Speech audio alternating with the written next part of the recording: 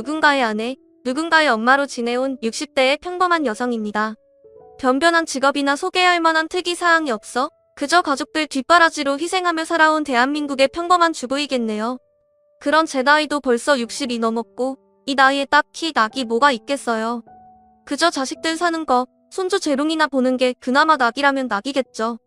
젊은 시절에 그저 남편과 자식들 잘 되기만을 바라며 뒷바라지하던 저였는데 어느새 자식들도 다 자라 내 품을 떠나고 이제는 뭘 해야 할지 모르겠네요.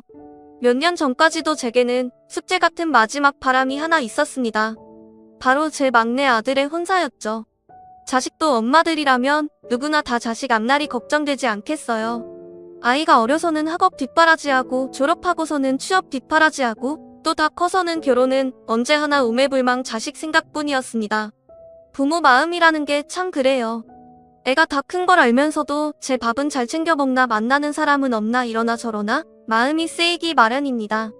제게는 큰아들, 둘째 딸, 셋째 아들 이렇게 세 자녀가 있습니다. 그 중에서 셋째 아들은 언제나 마음의 짐이었죠. 막내라 그런지 이상하게 걔한테는 유독 신경이 많이 쓰이더라고요. 딸 때부터 약하게 태어나서 더 걱정스러웠던 것 같아요. 막내가 어려서 큰 수술을 받았거든요. 다행히 예후가 좋아서 수술도 일회성에 그쳤고 그 뒤로 건강히 회복을 잘했지만 당시에는 사망률도 높았던 수술이라 정말 아찔했던 기억입니다. 그렇게 아이를 한 번 잃을 뻔했던 기억 때문인지 저는 막내 아들 관련해서 일이 생기면 유독 예민해졌습니다. 사실 제가 막내를 유독 끼고 놀기는 했습니다. 어려서부터 몸이 약한 탓에 또래 애들에게 놀림당하고 괴롭힘도 자주 당했거든요. 또래보다 키도 작고 체구도 자그마하다 보니 남자아이들 사이에서는 그런 게 놀림당할 일인가 봐요. 어렸을 적 유치원에서 괴롭힘당하고 돌아오는 일이 여러 번이라 아이 때문에 유치원도 참 많이 옮겨 다녔습니다. 아무래도 자기 스스로 몸을 지키지 못하던 아이였으니 제가 항상 걱정이 많았죠. 아이에게 신경이 많이 쓰이던 저는 그래서 유치원이나 학교로 자주 찾아갔습니다. 선생님, 우리 지혁이가 적응은 잘하나요? 친구들과는 잘 지내는지 제가 걱정이 많아요. 애가 전에는 괴롭힘을 많이 당했거든요. 체구도 작아서 맞기도 하고요. 몸이 약하게 태어난 애라 더 걱정스럽네요. 지혁이가 또래보다 작긴 한데 아무래도 유치원이랑 학교는 다르니까 이제는 적응을 잘할 거예요. 발표도 잘하고 책도 얼마나 잘 읽는데요. 너무 걱정하지 않으셔도 괜찮을 겁니다. 선생님이 그렇게 한 말씀이라도 해주시면 내심 마음이 놓이더라고요. 그래서 그런지 저는 이런저런 핑계로 학교를 참 많이 찾아갔습니다. 애들 셋을 키우느라 바쁜 와중에도 학교 육성에도 쫓아다니고 그랬었죠. 지혁이 궤도 어릴 때는 엄마가 학교에 자주 오는 게 좋다며 반이기더니 점점 나이가 먹으면서 제가 학교로 쫓아다니는 걸 극도로 꺼려하기 시작했습니다. 애를 키우다 보면 이래저래 신경 쓰일 수밖에 없잖아요. 저도 육성에 일을 하면서 선생님들을 자주 만나기도 하고 학교나 시설에 관심을 가질 수밖에 없죠. 그러다 보면 아이 담임 선생님들도 자주 만나 뵙고 아이에게 별일은 없는지 아이관에서 상담도 자주 하게 되죠. 물론 요즘은 분위기가 다르지만 그땐 그런 게 또 필요하기도 했습니다. 하지만 한창 사춘기로 예민한 아들에게는 그런 게 창피한 일이었나 봅니다. 다른 아줌마들처럼 치맛바람 펄럭이지 말라며 짜증을 내더라고요. 그래서 결국 저는 마지못해 학교 일을 그만두게 되었습니다. 솔직히 아들이 그리 싫어하지만 않았으면 졸업할 때까지 했을지도 모르죠. 그렇다고 우리가 애들을 편애하거나 학교에 불이익을 주려고 그랬던 것도 아닌데 말이에요. 모 아들 입장에서는 제가 너무 유별나다 여겼을지도 모르겠습니다. 사실 제가 생각해도 첫째 둘째에 비해 막내를 유달리 걱정하기는 했으니까요. 그래도 저는 제 덕분에 아이가 그만큼 할 수 있었다고 생각합니다. 막내라서 그런지 얘는 지영이랑 누나랑 다르게 뭘 스스로 하는 법이 없었어요. 밥도 꼭 챙겨줘야 먹었고 공부도 꼭 시켜야만 하기 시작했죠. 지형 누나 키울 때는 워낙 알아서 잘들 했어서 학업 관련으로 골치 아픈 적이 없었는데 막내 이놈은 꼭 잔소리를 시작해야만 몸을 움직였습니다. 그렇다고 왜 다른 형제들 못 따라가냐며 비교하거나 구박한 적은 없었어요. 오히려 큰 애들한테 못해줬던 것도 막내한테는 다 해줬죠. 큰 애들은 인강 듣고 학원만 보냈는데 형 누나보다 뒤처지던 막내는 제가 알바까지 다니면서 비싼 가위까지 시켰습니다. 솔직히 남편이랑 자식들 챙기고 수험생 아들 뒷바라지 하면서 알바까지 다니는 게 그렇게 쉬운 일은 아니에요. 게다가 평생 집에만 있던 제가 밖에 나가서 무슨 일을 했겠습니까? 그래도 저는 아들 녀석 잘 되길 바라는 마음으로 마트캐슬 일을 하면서 열심히 용돈을 벌었습니다. 그리고 그 돈은 모두 우리 막내한테 들어갔죠. 어려서 몸이 약했으니 공부하는 체력이 도움되라고 비싼 한약도 지어 먹이고 제 딴에는 온갖 정성을 다했습니다. 그러다 보니 저도 모르게 막내한테 나름의 기대가 있었는지도 모르겠어요. 그래도 제 뒷바라지 덕분인지 우리 막내 아들은 남들을 알아준다는 대학에 무사히 들어갈 수 있었습니다. 첫째, 둘째 때는 원래도 애들이 잘해줘서 그런지 그렇게까지 감격스럽지는 않았는데 이상하게 우리 막내 아들 합격 소식은 더 남다르게 느껴지더라고요.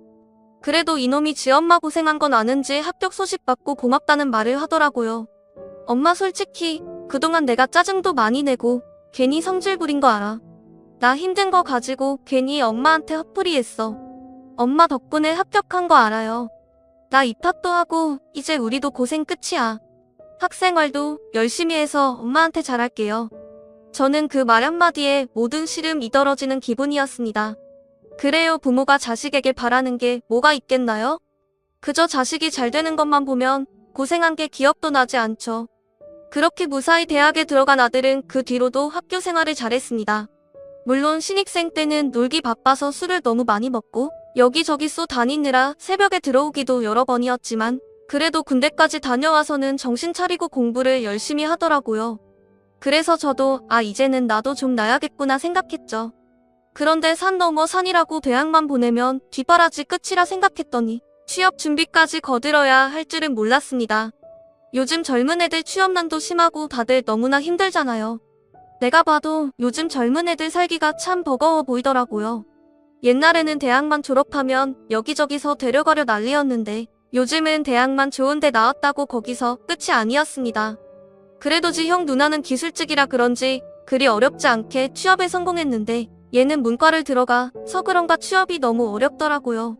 애가 매번 열심히 취업 준비하는데도 번번이 떨어지는 걸 보는 부모 심정도 애가 탑니다. 그래도 제일 힘든 건 자기겠죠. 그렇게 졸업 후 1년을 무수히 많은 면접에서 떨어진 아이는 어느 날 결심한 듯 공무원 시험 얘기를 꺼내더라고요. 그것도 어렵다는 5급 공무원을 말이에요. 솔직히 제 자식이지만 그게 가능할까 싶었습니다. 머리도 점점 굳었을 테고 국가고시는 다들 몇 년씩 걸리는 힘든 일이잖아요. 고등학교 시절에도 그렇게 힘들어하던 아이가 공무원 시험은 견뎌낼 수 있을지 걱정이었죠. 그래도 아이의 선택이니 어쩌겠나요? 저희 부부는 그저 묵묵히 아들을 응원해주기로 했습니다. 그렇게 저는 또 수험생 뒷바라지를 시작하게 되었어요. 아이가 큰 마음을 먹은 건지 아예 학원 근처 고시원을 얻어서 나가겠다고 했습니다. 그래서 저는 집에서 음식을 하다가 매일 고시원으로 들고 이고 날랐죠. 엄마가 해줄 수 있는 게 그런 것밖에 없어서 미안하기만 하더라고요. 아들이 시험 준비를 하는 동안 저희는 매번 시험 결과가 어떨지 조마조마한 심정이었습니다. 저는 늘 길을 열고 다녔습니다. 다른 수험생들은 어떻게 사는지 시험 유형은 어떤지 여기저기서 정보를 모으고 다녔습니다. 엄마로서 그 정도는 도와야 한다 생각했어요. 그렇게 제 아들은 꼬박 3년을 죽은 듯이 노력했습니다. 그동안 내가 늘어져 쉬는 걸 못 봤거든요. 덕분에 아들은 3년 만에 원하던 결과를 얻을 수 있었죠. 남들은 아무리 못해도 몇 년은 걸린다던데 우리 아들이 3년 만에 합격을 해서 얼마나 감격스러웠는지 모릅니다. 온 가족이 막내의 합격 소식에 기뻤어요. 막내 아들이 시험 준비를 하는 동안 그 사이 첫째 아들과 둘째 딸은 벌써 결혼을 했고 우리 큰며느리는 아이까지 낳았네요. 그동안 이래저래 자식들 뒷바라지로 바쁘기만 했는데 그래도 막내가 합격한 뒤에는 저도 여유가 생긴 덕분에 다니던 성당에도 더 자주 갈 수 있게 되었네요. 사실 저는 오래전 아이들이 수험생일 때부터 성당을 다니기 시작했습니다. 그것도 다 애들 잘 되라고 기도해보려 하다가 다니게 된 거죠. 그렇게 오래전 지인 따라서 다니게 된 성당 생활이 벌써 10수년이 되었네요. 그동안은 자식들 뒷바라지에 생활이 바쁜 탓에 그저 기도만 드리고 미사만 보고 나오는 게 다였지만 여유가 생긴 뒤로는 저도 성가대 활동에 관심이 가더라고요. 예전부터 저는 찬송하는 게 참 즐거웠습니다. 별것 없는 제 인생의 작은 낙이었달까요? 노래를 그리 잘하는 편은 아니지만 성당에서 10년 넘게 찬양을 하다 보니 열정만큼은 안 부럽지 않았어요. 그러던 참에 감사하게도 성가대에 들어갈 기회가 생겼습니다. 저는 매주 연습에 빠지지 않으며 성가대 연습을 참 열심히 했습니다. 그렇게 성가대 연습을 하던 차에 그 자매님을 보게 되었죠. 그 자매님은 우리 막내 아들 또래의 아주 참한 아가씨였습니다. 저희 여신도 성가대 피아노 반주를 해주는 자매님이었어요. 그런데 이번에 반주하시는 자매님은 못 보던 분 같은데 누구셔? 청년부에 새로 들어온 자매님이시래. 얼마 전부터 우리 성당 나온다 그러더라고. 참하고 아주 착해 보이지? 어린이집 교사 일을 한다 그러더라. 얼굴도 예쁜데 마음도 예쁜지 바쁜 와중에 무료봉사도 하고 말이야. 다른 신도의 말 맞다나 그 아가씨는 참 곱고 참한 아가씨였습니다. 하얀 손가락으로 찬양을 반주할 때마다 괜히 눈길이 가더라고요. 게다가 저는 어린이집 교사라는 것이 참 마음에 들었습니다. 이건 참 나쁜 버릇이지만 집에 미혼 아들이 있다 보니 또래 아가씨들을 보면 괜히 눈길이 더 가더라고요. 연애한 자식들이 알아서 해야 할 일이지만 엄마들 마음은 또 그렇지 않았죠. 어디서나 좋고 참한 아가씨가 보이면 우리 아들 엮어주고 싶더라고요. 그래서 저도 청년부 자매님들을 자주 눈여겨봤는데 이전에는 눈에 들어오는 아가씨가 통 없더니 그 아가씨는 한눈에 제 마음에 들더라고요. 내 욕심인 건 알면서도 은근히 내 아들과 맺어주고 싶은 마음이 들었습니다. 그런데 내 눈에 좋아 보이는 건 남들 눈에도 좋아 보이는 건지 저 말고도 그 아가씨를 탐내는 사람들이 많더라고요. 다들 저같이 미혼 아들을 둔 엄마들이었어요. 덕분에 그 아가씨에 대한 얘기도 자주 듣게 되었어요. 반주하시는 자매님 아직 미혼이래? 반지 낀 건 못 본 것 같은데?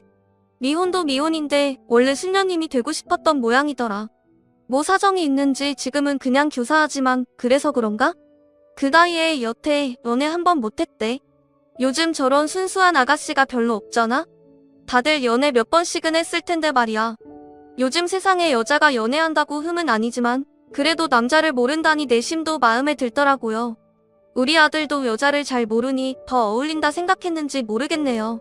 아무튼 그러다 보니 여기저기서 그 아가씨한테 자기 아들 한번 만나보라며 말들이 많았던 모양입니다. 성과대 연습이 끝나기 무섭게 아줌마들이 다 거기로 쫓아가서 자기 아들 사진 보여주고 난리더라고요. 저도 거기서 가만히 있을 수 없었죠. 자매님 매번 반주하느라 고생이 많아요. 바쁠 텐데 시간 빼서 이러는 게 쉽지 않을 텐데 젊은 사람이 참 대단하네요. 이거 별거 아닌데 집에 가져가서 먹어요. 집에서 만들었는데 너무 많아서 그래. 아니에요. 저도 즐거워서 하는 건데요 뭘. 이런 거 안 주셔도 괜찮은데 주신 건 감사히 잘 먹겠습니다. 아가씨는 피아노도 잘 치고 예쁜데다가 거기다 감사하는 마음까지 아주 괜찮은 아가씨였습니다. 그 뒤로도 저는 그 아가씨와 대화를 나누려 무척 애를 썼습니다. 그러면서 집에서는 막내 아들에게 결혼 안 하냐 노래를 불렀죠. 지혁아, 너 요즘 만나는 사람 있니? 아, 왜 또 결혼하라고 하게? 나 당분간 연애 생각 없어. 아직 정응하기도 바쁜데 무슨 연애야. 얘는 바빠도 다들 할 건 한다. 너도 곧 30이야. 언제 만나서 언제 결혼하려고 그래. 아, 몰라. 그냥 좀 놔둬. 저는 혹시나 아들 녀석이 만나는 사람이라도 있을까 했더니 아니나 다를까 아들 놈은 연애할 생각이 없어 보였습니다. 저는 하루빨리 막내 아들을 결혼시키고 싶은 마음에 결국 제가 앞장서기로 했죠. 그 뒤로 몇 달 동안 공들여 반주하는 아가씨와 친해져 보니 이 아가씨가 생각보다 더 괜찮은 청년이더라고요. 학창시절에도 모범생으로 공부와 봉사밖에 모르며 바르게 자랐고 지금은 유아교육과 나와서 어린이집 교사를 한 지도 벌써 몇 년이랍니다.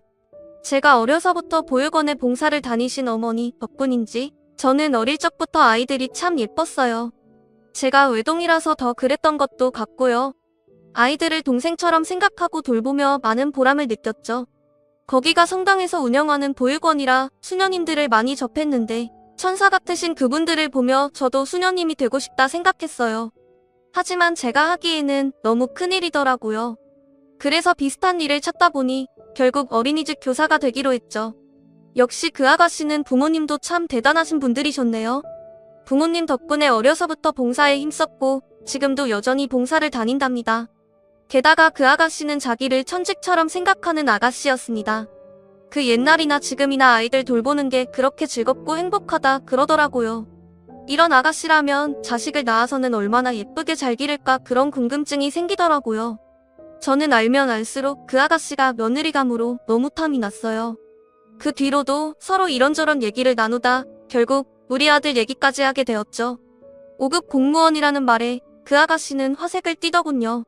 우리 아들 잘 낳은 사진을 보여주니 그것도 마음에 들어 하고요. 어때요? 괜찮죠? 얘가 그래도 날 닮아서 인물은 괜찮아. 내 아들이라 그래서가 아니라 진짜 괜찮은 앤데 얘가 여자를 몰라. 옛날에는 공부한다고 그러더니 지금은 또 일한다고 연애를 하네요. 내가 보기에는 자매님이랑 우리 아들이랑 괜찮을 것 같은데 우리 아들 한번 만나보는 거 어때요? 제 말에 아가씨는 난감해하면서도 그리 싫은 내색은 아니었습니다. 그걸 보니 더 적극적으로 해도 괜찮겠다 싶더라고요. 그래서 아들을 성당에 억지로 끌고 나왔죠. 엄마 선거대 하는 것 좀 보라는 핑계로 말이에요. 그렇게 제가 어렵게 자리를 만들어 두 사람을 만나게 했습니다.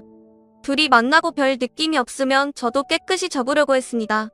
근데 이게 될 일이었는지 두 사람 다 서로 호감이 있는 모양이더라고요. 같이 차 마시러 가자 그래도 서로 마다하지 않더라고요. 그렇게 미사가 끝나고 저희 세 사람은 함께 차를 마셨습니다. 그 앞에서 저는 그 아가씨 칭찬을 많이 했어요. 여기는 우리 선주 자매님이야. 어린이집 교사 일을 하시는데 바쁜 중에도 틈틈이 우리 선거대 반주까지 하시잖니? 주말에는 또 여기저기 봉사 다니고 완전히 천사 같지 않으니? 별거 아닌 거려 뭐. 제가 할 수 있는 일을 하는 것뿐인데 이렇게 칭찬해 주시니 부끄럽네요. 아유 겸손하기까지 하고 내가 딸만 없으면 정말 내 딸 삼고 싶을 정도로 괜찮은 아가씨야. 슬쩍 분위기를 띄운 저는 갑자기 일이 생겼다는 핑계로 두 사람을 두고 자리를 일어섰습니다. 평소 같으면 같이 가자며 따라 일어서 아들 녀석이 웬일인지 나를 혼자 보내더라고요. 저는 옳다구나 싶어 얼른 일어나서 두 사람에게 자리를 비켜줬습니다. 그 뒤로 어찌 된 건지 자세히는 모르지만 웬일로 이 녀석이 엄마의 노력을 알아줬는지 어떤지 얼마 뒤 두 사람이 만나보기 시작했다고 하더라고요.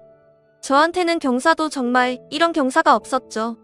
그 뒤로 저는 기대에 부풀어 설렜습니다. 드디어 조만간 막내 아들까지 결혼시킬 수 있겠다 싶었죠. 남편은 이제 막 만나기 시작한 애들한테 괜히 기대하지 말라 그랬지만 저는 왠지 이 만남이 될 것 같더라고요. 솔직히 요즘 세상에 그만큼 청하고 순수한 아가씨가 또 어디 있겠어요. 저는 무척이나 그 아가씨가 마음에 들었습니다. 그렇게 1년 정도 두 사람은 예쁘게 잘 만났어요. 가끔은 선주를 집에 데려오기도 하고 잘 아는 사이니 저랑 셋이서 함께 시간을 보내기도 했죠. 선주를 며느리감으로 점찍은 저는 결혼하기도 전부터 그 아이를 제 며느리처럼 대했습니다. 가족 모임이 있을 때면 놀러오라고 부르기도 하고 그의 생일까지 챙길 정도였어요. 심지어는 제가 나중에 막내 며느리 들이면 주려고 챙겨놓은 친정엄마 일품까지 일이 내어졌습니다. 그건 제가 정말 아끼던 진주 목걸이였어요.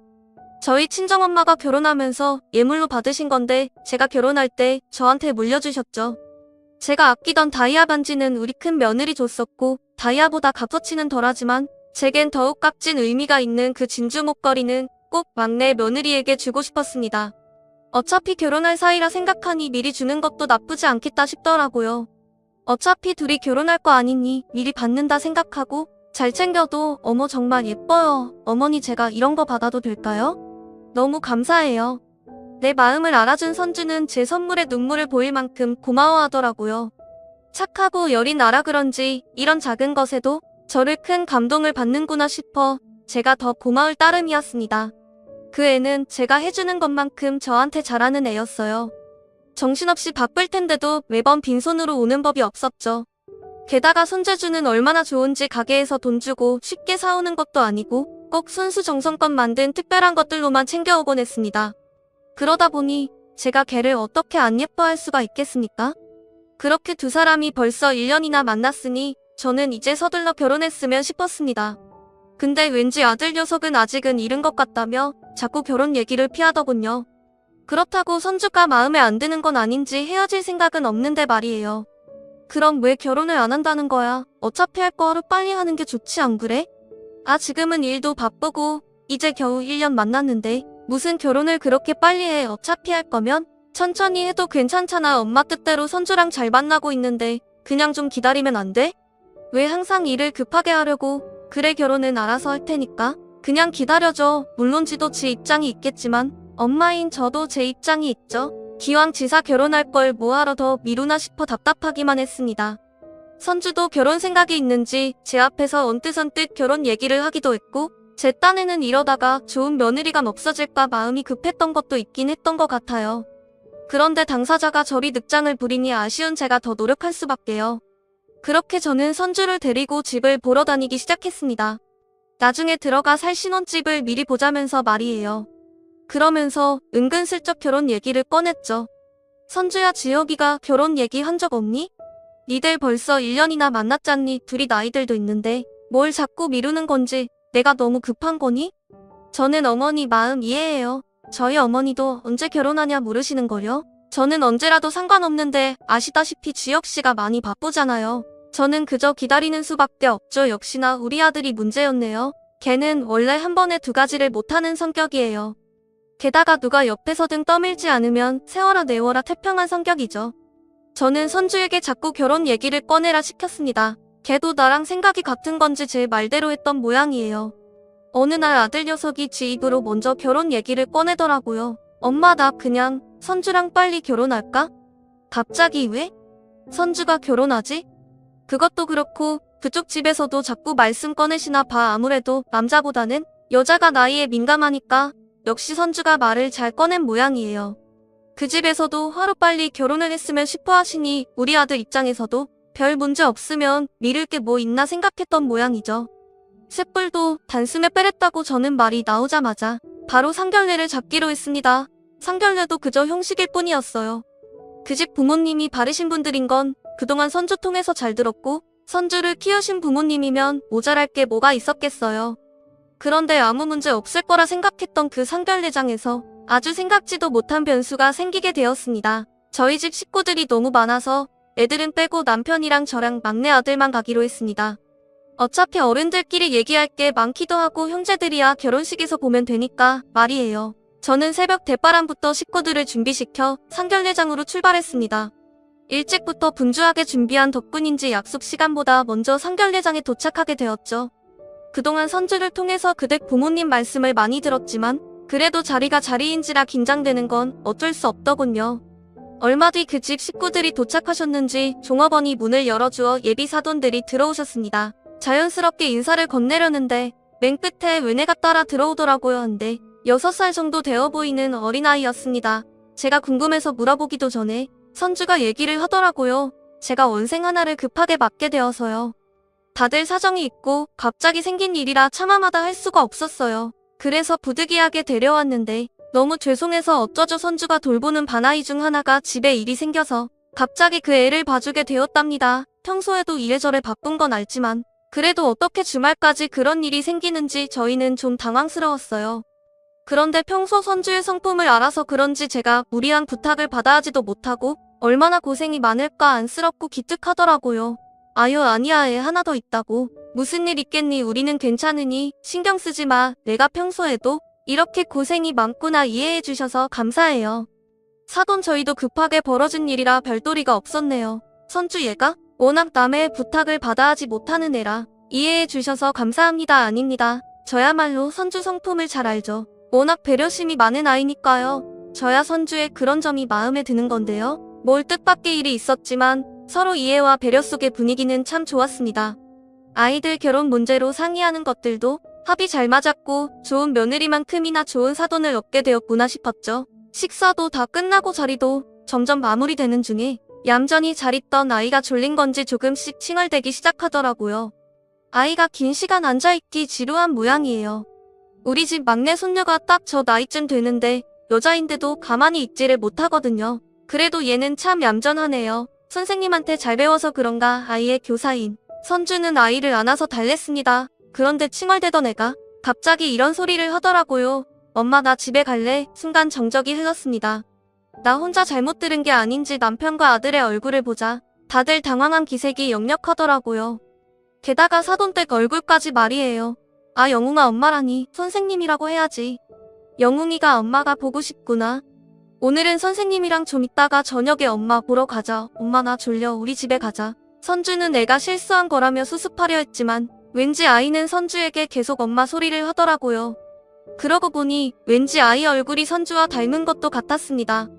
아까 사돈댁에 할머니 할아버지 부른 것도 의뢰 부르는 게 아니라 평소에도 그렇게 자주 부른 것처럼 아주 자연스러웠고, 아무리 아이 선생님이라고 해도 애가 제 집 제 식구처럼 편하게 있었던 게 좀 이상하긴 했네요. 이상한 생각이 한번 들기 시작하니 자꾸 꼬리에 꼬리를 물게 되더라고요. 거기다가 제가 그런 의심을 하게 된 것은 또 다른 이유가 있었습니다. 사실 예전에 선주가 웬 어린아이를 데리고 병원에 가는 것을 본 적이 있었어요. 우연히 길을 지나가다가 건너편 도구에 있는 선주를 봤는데 아는 체를 할까 하다가 옆에 아이가 있어서 저도 모르게 그냥 지나갔던 기억이 있었습니다. 그때는 그냥 가르치는 유치원 아이겠지 싶어서 굳이 말을 꺼내지 않았죠. 별일 아닌 걸로 뒤늦게 말을 하는 것도 이상하다 싶었거든요. 그리고 얼마 뒤에 또 그런 일이 있었습니다. 같은 아이인지는 모르겠지만 둘 다 남자아이였던 건 확실해요. 2번이나 그런 일을 보다 보니 궁금한 마음에 저도 결국 물어보게 되었죠. 제 물음에도 선주는 별일 아니라며 되스럽지 않게 얘기했어요. 아마 저희 유치원생이었을 거예요. 가끔 시간 안 되는 부모님들 대신 제가 병원을 데려가기도 하거든요. 맞벌이 하시는 분들은 워낙 바쁘셔서 아이가 치과 검진을 가야 하는데도 시간이 안 나서 못 데리고 가시는 분들이 많으세요. 그래서 자주는 아니어도 가끔 그런 분들을 도와드리고 해요. 역시나 원생이를 도왔다는 말에 저는 정말 아무 의심 없이 넘어갔습니다. 평소에도 봉사를 다니고 아이들을 좋아하는 애였으니 그런 일이 뭐 대수롭겠어요. 그냥 휴일에도 쉴 틈 없이 그렇게까지 하는 게 힘들겠구나 그 정도로 생각했죠. 그런데 그 엄마 소리를 듣고 보니 예전 그 일들이 그냥 지나갈 일들로 느껴지지 않더라고요. 그제서야 아차 싶었던 저는 선주에게 따져 묻기 시작했습니다. 선주야, 걔가 왜 자꾸 너한테 엄마라 그러니? 아가, 너 엄마 어딨어? 그러자 아이는 선주를 가리키며 엄마라 하더군요. 어머니? 아니에요. 애가 어려서 젊은 여자만 보면 다 엄마라고 그래요. 아마 지혁씨한테는 아빠라고 그럴걸요? 영웅아, 아빠 어딨어? 아빠? 아빠 없어. 영웅이 아빠 없어. 커봐라. 너한테만 엄마라 그러잖니? 애가 대여섯 살이면 그 정도는 다들 구분하는데 무슨 소리 하는 거니? 의아해하는 제 말에도 걔는 끝까지 변명을 하더라고요. 그 일이 예산일이 아니다 싶었던 저는 그대로 상견례장을 박차고 일어섰습니다. 사실 제 의심에 확신을 더한 건 예비 사돈댁 반응이었어요. 별것 아니라며? 그냥 우선 엉길 일을 잔뜩 긴장해서는 제대로 말도 못하고 애 입만 막으려고 그러더군요. 그건 분명히 뭔가 있다는 얘기였죠. 결국 그날 상견례는 엉망으로 끝이 나고 우리 세 식구는 참담한 심경으로 집으로 돌아갔습니다. 누구 하나 나서서 말할 수가 없었어요. 저야 내가 엮어준 아이니 할 말이 없었고 당사자인 아들도 충격이 컸겠죠. 선주는 할 말이 많은지 계속 전화가 오고 당장 찾아와 해명을 하겠다 하더군요. 그 애는 가족관계 증명서까지 떼서 제 앞에 들이밀었어요. 어머니, 무슨 오해하시는지 알아요. 영웅이가 제 애가 아닐까 생각하시는 거잖아요. 그런데 정말 오해세요. 애가 어려서 아무 말이나 하는 거예요. 이거 보세요. 저 가족관계 아무도 없어요. 저는 너무 적극적으로 변명하는 것도 의심스러웠습니다. 이제 와서 그 애의 말을 곧이곧대로 믿을 수 없었던 저는 결국 뒷조사를 해보기로 했습니다. 그런데 그 결과 정말 충격적인 사실들이 밝혀졌어요. 알고 보니 선주 걔는 제가 알던 그 순수한 아가씨가 아니었습니다. 걔네는 이미 이혼한 전적이 있는 이혼녀였어요. 상견례 때 데려온 아이도 친아들이 맞았던 모양입니다. 여기까지만 해도 너무 충격적인데 더 큰 충격은 따로 있었습니다. 심지어 그 이혼의 이유가 외도 때문이었답니다. 여자 쪽에서 바람이 나서 상관난 아이를 임신해서 이혼하고 그 아이를 여태 혼자 키우는 모양이더라고요. 호적은 어떻게 한 건지, 가족관계 증명서에 왜 아무 기록이 남지 않았는지는 모르죠. 요즘 같은 세상에 그런 서류 한 장 만드는 게 무슨 어려운 일이겠어요. 이럴 줄 알았으면 처음부터 제대로 알아보는 건데 사람 말을 곧이곧대로 믿은 게 이리 큰 실수였을 줄은 몰랐습니다. 걔는 처음부터 우리를 철저히 속인 거였어요. 그동안 내가 봐왔던 사람은 누구였을지 저는 정말 큰 충격에 빠졌습니다. 결국 제 실수로 제 아들까지 큰 상처를 입고 말았네요. 모든 것을 알게 된 우리는 결국 파혼을 통보할 수밖에 없었습니다. 그런데 그 애는 모든 게 다 밝혀진 마당에도 미련이 남는 건지 절 붙잡고 애원하더라고요. 어머니 죄송해요. 말하지 못한 건 정말 제 잘못이에요. 하지만 제 입장도 좀 생각해주세요. 그런 비밀을 가지고 제가 어떻게 새로운 인연을 맺을 수 있었겠어요. 저 지혁씨 정말 사랑해요. 애가 문제라면 저 애도 포기할 수 있어요. 어디 보육원에 맡기고서라도 저 지혁 씨 놓치고 싶지 않아요. 됐고, 내가 준 진주 목걸이나 가져와라. 나는 이제 와서 너랑 더 할 말이 없구나. 어쩜 그렇게 뻔뻔할 수가 있니? 저는 그 애의 그런 마음가짐이 더 소름 끼쳤습니다. 그동안 누구보다 아이들을 사랑하고 아끼는 줄 알았던 애가 어떻게 재혼하겠다고 지가 낳은 애까지 저를 쉽게 내팽겨치겠다 말을 하나요? 차라리 처음부터 솔직했더라면 이 정도로 충격적이지는 않았을 것 같습니다. 그렇다고 이제 와서 시간을 돌릴 수도 없고 저는 저 스스로를 원망해야겠죠. 저는 제가 속아 넘어간 건데 창피해서 어디 말하고 싶지도 않았는데 소문들이 어떻게 그리 빨리 퍼지는지 가까운 한 사람한테만 말했던 일이 온 동네에 다 소문이 났습니다. 아마 하루아침에 걔가 성당을 나오지 않게 되는 바람에 일이 더 커졌던 것 같아요. 심지어 걔가 일하는 유치원까지 소문이 난 건지 그 애는 그 뒤로 그 유치원에서 잘리고 온 식구가 소문을 피해 이사까지 가게 되었답니다. 솔직히 나중에라도 마주치니 그게 낫겠다 싶기도 하네요. 저 역시도 그런 소문에 시달리는 바람에 한동안은 성당도 나가지 못했습니다. 몇 달 지나서야 참회하는 심정으로 가서 기도만 드리고 나오게 되었네요. 그 뒤로 저는 아들에게 아무 말도 못하는 못난 어미가 되었습니다.